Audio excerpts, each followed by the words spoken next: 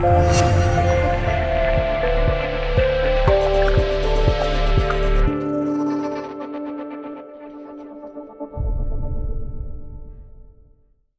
everyone, this is Jennifer Avellan and I'm here with the Downey Association of Realtors, and I'm here to talk to you today about Measure EE.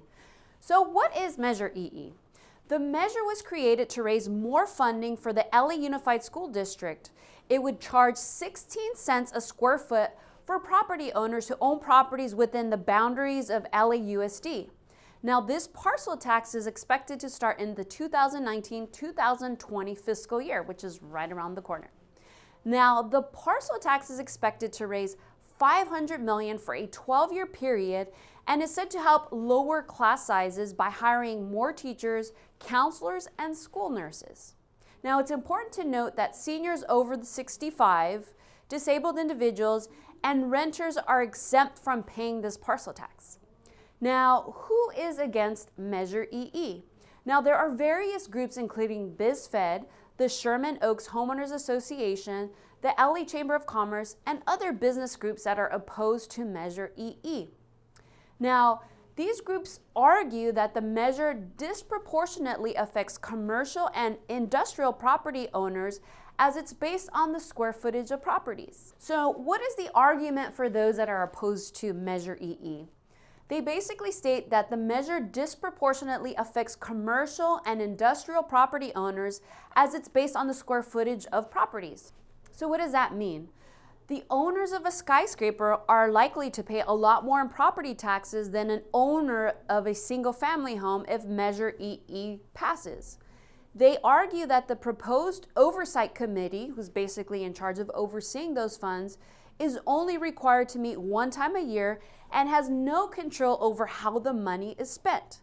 According to the opponents, there is no measure of accountability or not enough accountability. They state that LAUSD wastes taxpayer dollars. In their own words, they state that district bureaucrats and defenders of the failed status quo want taxpayers to bail out a school district with a history of red ink, appalling educational results, declining enrollment, runaway administrative hiring, and exploding retirement and healthcare costs. They argue that LAUSD needs to reform itself from within, or reform itself first before trying to collect additional property taxes from property owners. So now let's talk about what the proponents to Measure EE are arguing.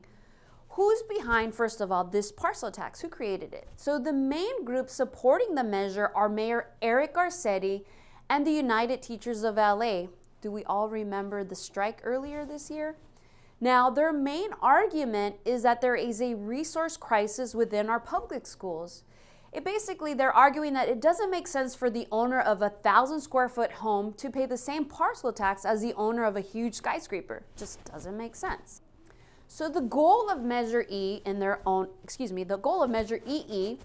is to reduce class sizes by hiring more teachers, give raises to teachers, and to hire counselors and school nurses.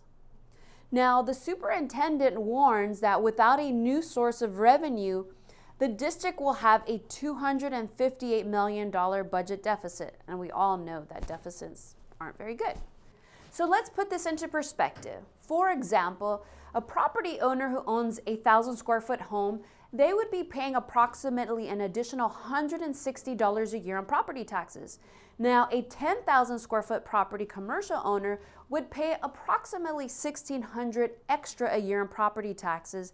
Now, the owner of a 1,000,000 square foot skyscraper would pay an additional $160,000 a year in annual property taxes. Bottom line is, everyone, your vote counts.